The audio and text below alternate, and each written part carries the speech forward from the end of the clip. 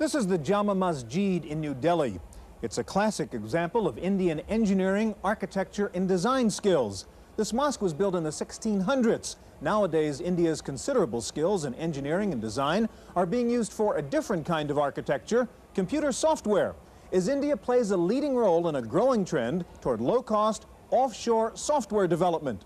Today, we take a look at software from India on this edition of the Computer Chronicles.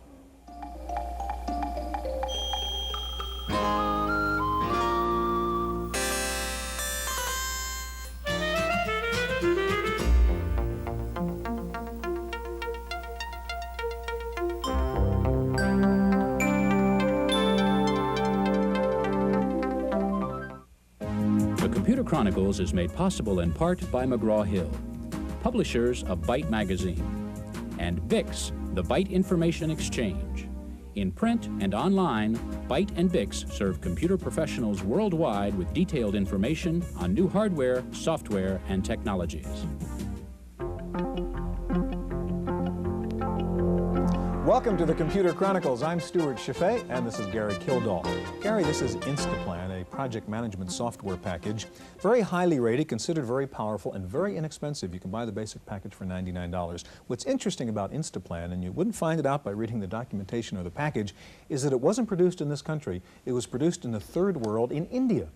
What seems to be happening is not only are the hardware guys going abroad to make their PC clones in Asia, but now the software guys are going abroad to develop software. Why?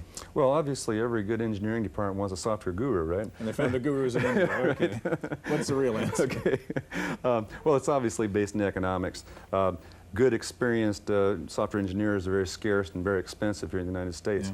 Yeah. And, you know, you just can't, in many cases, you just can't find them. Now, we get into a situation here where we're selling software for $99. It means the engineering cost has to be very low in order to make profits. And that's one reason, of course, we go abroad. Now, another is that the whole process of engineering software has become much better understood than it was, say, 10 years ago. So we can, in a sense, export that technology and get groups of people together to produce things like Instaplan. Yeah. Gary, we're going to focus on the international export software business, particularly in India. India seems to be leading the pack among the third world countries doing this kind of thing. One of the reasons may be the already existing network of many Indian nationals ensconced in the American computer business. We begin with a report on that from Wendy Woods. Farouk Arjani came to America to do postgraduate work in California. The son of a school principal, Arjani was well tutored in the sciences and math, so a career in technology came naturally. Today, he is president of DocuPro, a maker of high-end electronic publishing software. He credits the Indian Reverence for Learning and excellent schools, known as Indian Institutes of Technology, for the abundance of Indian high-tech professionals. Level of teaching is very, very outstanding in those schools, and it graduates students who are really well grounded in the sciences and in technology. And these are the people then who come to America by and large, who want to go and take a more advanced degree in America. Because let's face it, I think the U.S. is still the holy grail of technology, and so they want to come here and participate in that. And I think when they come here, they're overwhelmed with the opportunities.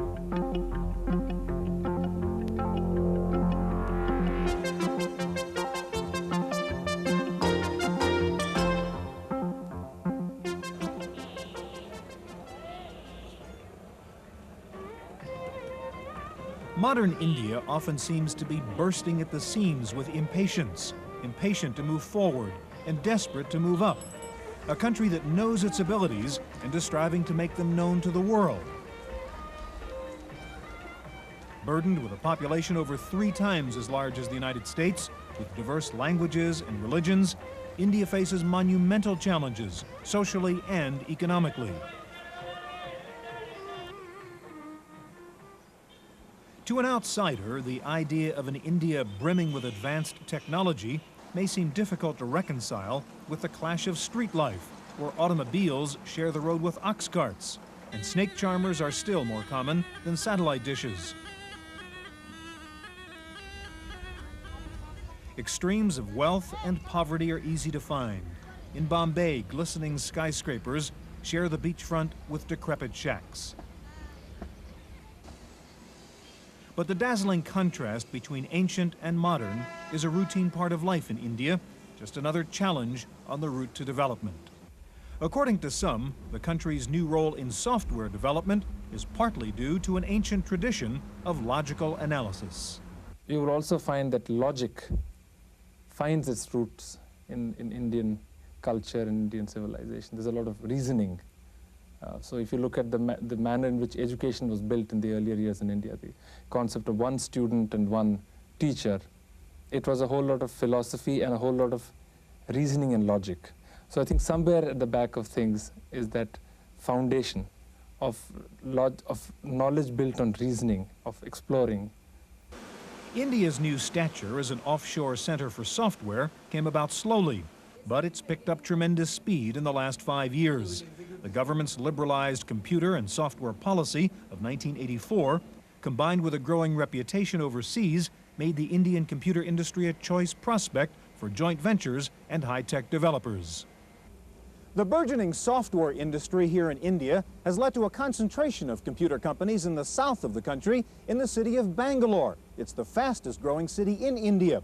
The Indians like to think of this as their own sort of Silicon Valley, though it might just as well be called Joint Venture Valley, since software development deals are under discussion with a host of major American computer companies, such as Prime, Sun, and Apollo, Hewlett-Packard, Texas Instruments, Unisys, Digital Equipment, Ashton Tate, and Microsoft. Not unlike California's own Silicon Valley, Bangalore's high-tech firms seem to breed more of the same. India's Space Center is located here, along with a sizable portion of the aerospace industry. In the center of town is the lush campus of the Indian Institute of Sciences, where research in parallel processing and superconductivity goes on inside, while a more basic kind of labor continues outside. Texas Instruments was the first American company to establish a fully owned software subsidiary here in a modern office building, complete with its own satellite dish. But other American firms were quick to follow. Digital Equipment Corporation, already the major presence in India since a hasty departure by IBM, recently spawned a new company called Digital Equipment India. Some of DEC India's projects include network operating systems, database managers, compilers, and designing VLSI, or very large-scale integrated circuits. The company decided there were several good reasons to expand in India. Well, there's a tremendous cost advantage. As you know, the cost of Indian manpower is significantly less than what it is in the States. In terms of Digital's likes and dislikes, we found over the years, in the last couple of years, that they have supported us extremely well. The brain power is here, the technical talent is here. The numbers that I'm giving you probably are about 3 years old when we did the feasibility report. But we felt that the cost of doing such work in Massachusetts was close to about $50 an hour, while we were able to contract with Hindetron for the same work at about $15 an hour. Lower development cost is a compelling attraction for any competitive business, especially in the computer software field, but the complexity of software development requires more than just cheap overhead. It calls for a sustainable level of quality, which is maintained in turn by good programmers and engineers. Once we were over the training period and logistics, the logistics and the communications between the two places, once we established those links, we felt that the quality that we were getting out of our export unit here in near Bombay was equal to what we were getting in Massachusetts. In fact, I would even comment the documentation was in some way was better because it was a lot more detailed. DEC's new joint partnership conforms to the Indian government's new model for joint ventures, restricting foreign ownership to 40%. And it is the first such minority ownership deal ever for Digital. Across town, a well-established Indian computer firm called PSI continues quietly to build up its American customer base, which it started to develop in the early 1970s. PSI's founder, University of California graduate, looks with favor upon the new invasion of foreign computer companies. I think it's a great thing for us because it's going to drive technology. It's going to make our people, it's going to hone their skills, further. It's going to keep us in touch with the state of the art. And I really welcome this kind of influence. PSI's big partner is Bull Computer of France, recently merged with Honeywell.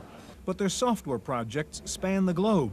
PSI has developed software for Western Union, Harris, and Whirlpool in the United States. A Japanese company hired them to write a bilingual Japanese and English word processor. And in another project for Japan, they created a Unix lookalike called Unix.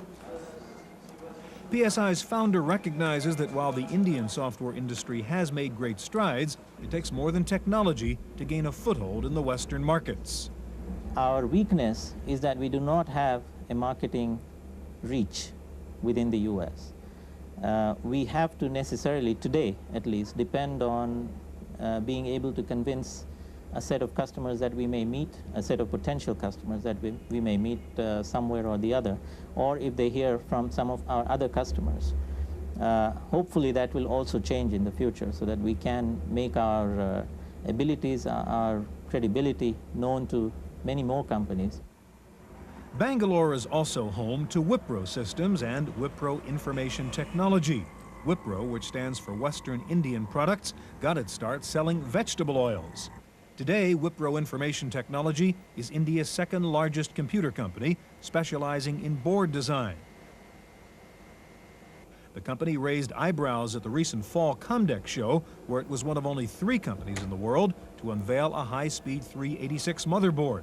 Wipro surprised many industry people also with one of the first 386 multi-bus machines. We were, and in fact Intel were the people to tell us this. They said we were the first in the world to do this outside of the US, and the 5th company in the world to be able to do this altogether. On the multibus 2, I'd say they're saying that we are amongst the earliest in the world to be doing it. Now, I wouldn't know whether we are the first in the world, or certainly I think what we're going to be able to do, we've already delivered systems. Most of Wipro's software has focused on the PC, but the company is expanding now to other platforms like the Macintosh and the workstations of American-based Sun Microsystems. We have a capability which is very unique and very valuable in the States, and we are defining that as the product development capability. So we are forming alliances on a product-by-product basis with various US firms that have the clout and the capability and the access to these distribution channels, and acting as an extension of their R&D capability. An example of that is our product Instaplan, where a company called Instaplan USA, which is a US corporation, markets our product in the US. And in fact, a month or so ago, PC Week rated it as the 2nd best project management software package in the world. Wipro's newest projects include SoftLAN, a software-based local area network, and Multi-DOS to make the PC-AT into a multi-user system. As with other Indian vendors, Wipro had doubts about advertising the Made in India part of their product.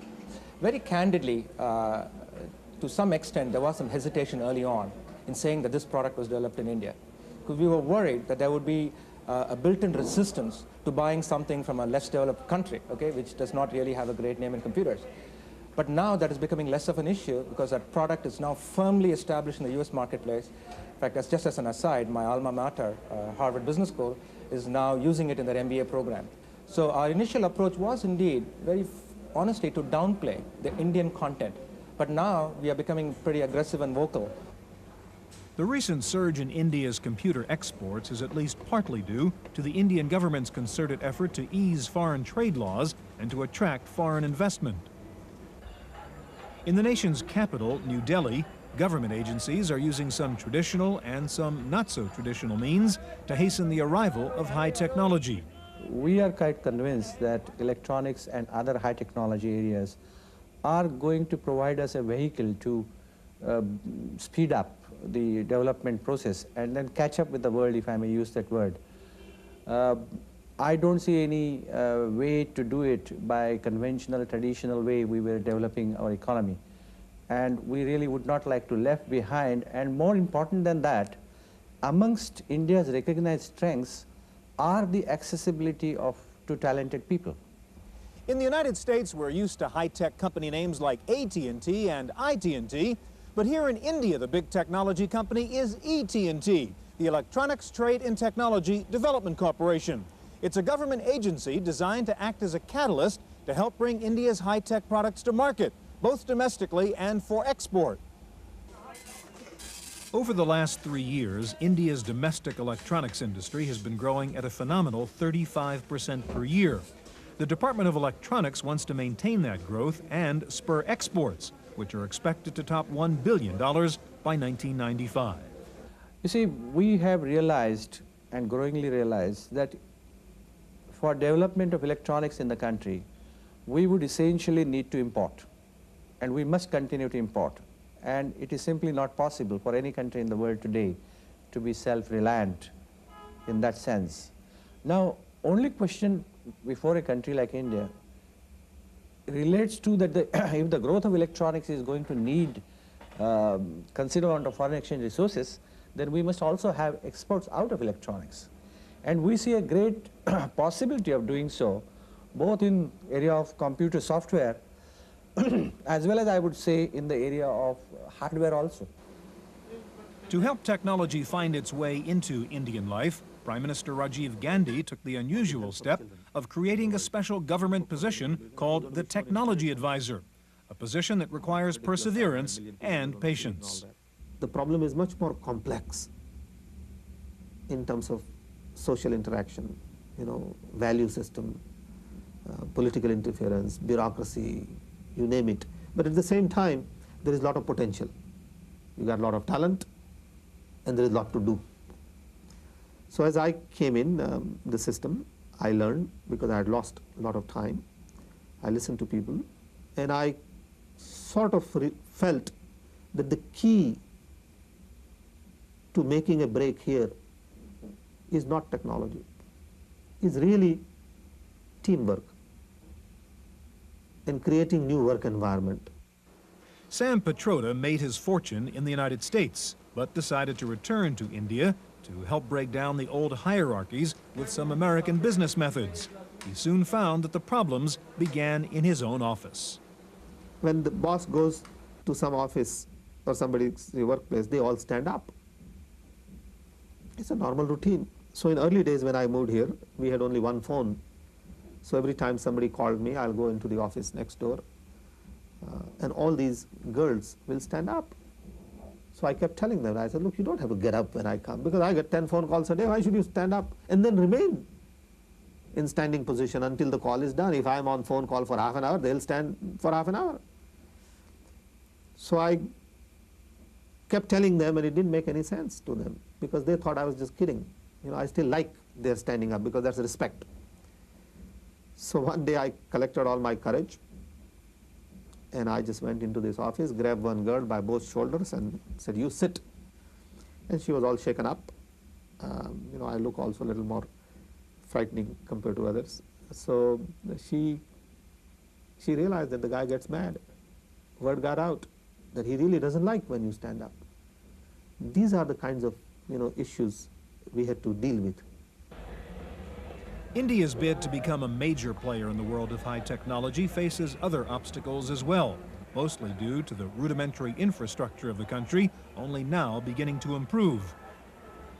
In particular, communication by telephone can be exasperating. It's a very serious problem for us, but we've compensated for it in the facility. We've got uninterrupted power supply, full generating systems. Communications problems are more a problem internal than they are external. Communications through external to the United States is relatively good. It's more difficult to make a phone call from this location to the hotel than it is to make a phone call from here back to our home office. To overcome the communications problem, many new joint ventures have turned to satellite links. Texas Instruments, DEC, and Citicorp own or lease satellite dishes, permitting them direct 24-hour data transfer and electronic mail, bringing the office in Bangalore into the office next door. While India's telecommunications facilities may lag behind the rest of the world, its expertise in one area of the computer business is quite possibly second to none. Several Indian companies and schools have become experts in Unix, an operating system which is now attracting renewed interest in the United States. The growth of Unix as a standard was driven largely by the pullout of IBM after a dispute with the government. Many Indian professionals now view IBM's departure in 1978 as a stroke of good luck. On the whole, the departure of IBM has been good for the country. IBM was a giant, and possibly it's stifled development. You know, IBM used to sell so aggressively that it used to shut out others from the market. The whole computer scene changed dramatically after IBM's departure. Not only CMC, but many other companies have come up. Even manufacturing companies have come up. Partly it could also be due to the fact that the microprocessor came in after that. But to a certain extent, yes, IBM's departure led to the opening up of the market. Now, in India, Unix is the #1 priority. Unlike the US or Europe, where it's an important subject, it's becoming more important. But people also use Unix. Here, everything is built around Unix. So I can see that we may be getting advantage because of the work that our people are doing with Unix. India's expertise in Unix has given its local vendors a head start on new hardware implementations.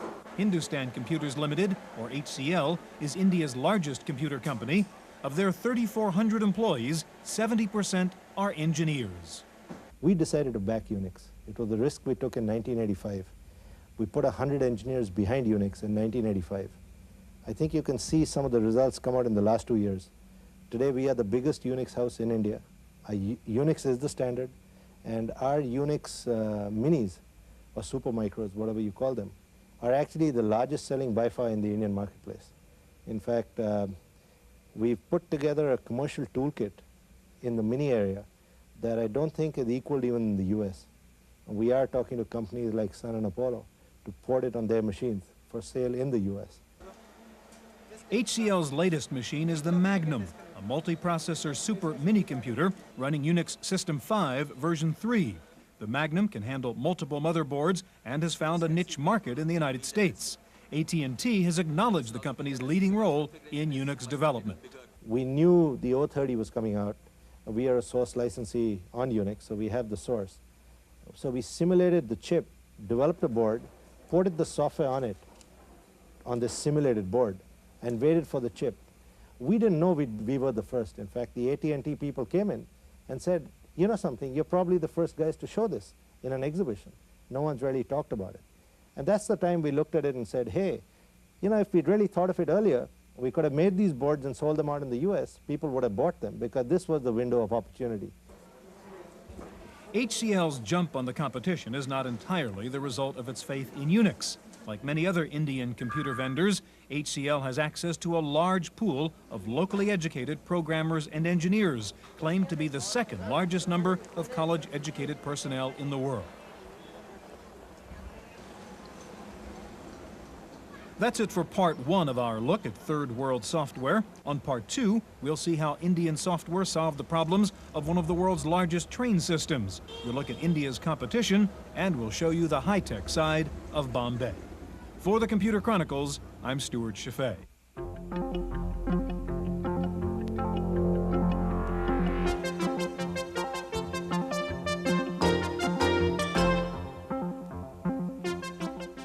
In the random access file this week, Intel has demonstrated its new 32-bit chipset, implementing the Extended Industry Standard Architecture, or EISA as it's known. The Intel chipset allows users to add 32-bit high-performance boards to existing 8 or 16-bit standard AT slots. Intel also has another chipset that is compatible with IBM's microchannel architecture. Advanced Logic Research has entered the 486 computer game by announcing a new low-cost AT clone that is upgradable by replacing the 286 CPU with a 486 chip. The basic ALR machine, called the PowerFlex Model 40, will sell for under $1,500. The 486 chip upgrade will cost around $3,000. So for about $4,500, ALR is offering a relatively low-cost 25 megahertz 486 computer. Apple says it's developing its own new PostScript clone, a proprietary font scaling and page description language for use in the future Macintosh system software and Apple laser printers. Apple is therefore selling its share of Adobe Systems, which had been providing Apple with PostScript. There are reports that Apple is stopping production on the Mac 2 to focus exclusively on the new Mac 2 CX. Sales of the 2 CX with more speed and a smaller footprint have been far ahead of the older Mac 2. Hewlett-Packard has introduced a new inkjet printer for the Macintosh. It is a modified version of the HP DeskJet printer designed for low-volume users looking for laser-like quality. The HP printer is QuickDraw compatible, retail price $11.95. The Open Software Foundation is sponsoring a major study on the use of Unix. The one-year study will look at the use of open systems technology, user requirements, and customer attitudes. The Santa Cruz operation has released the newest version of Unix for the PC called SCO Unix System 5386, Release 3.2. SCO is no longer calling its product Xenix. AT&T has finally agreed to license SCO to use the Unix name. The new SCO Unix will support 486 systems and either the ESA or MCA bus. The National Education Association has called for a computer for every teacher by 1991. The NEA says there is no way for students to get adequate computer training if teachers are not given the appropriate computer tools. Researchers at Purdue University have developed a computer program for students that teaches the youngsters about the dangers of drugs and alcohol abuse. The software includes video games designed for students in grades 4 through 10. Free copies of the program can be requested by contacting Purdue. Finally, Lotus has announced the winners of this year's prize for innovative 1-2-3 applications. In the corporate category, the winner was Brand Neiman of the Environmental Protection Agency for a 1-2-3 spreadsheet that predicts acid rain pollution. The winner in the commercial category was Stephen Wexler, who developed an entire music production management system using Symphony. Winners get $500 contributed to the charity of their choice. That's it for this week's Chronicles. We'll see you next week. The Computer Chronicles is made possible in part by McGraw-Hill, publishers of Byte magazine, and BIX, the Byte Information Exchange. In print and online, Byte and BIX serve computer professionals worldwide with detailed information on new hardware, software, and technologies. For a transcript of this week's Computer Chronicles, send $4 to PTV Publications, Post Office Box 701, Kent, Ohio 44240. Please indicate program date.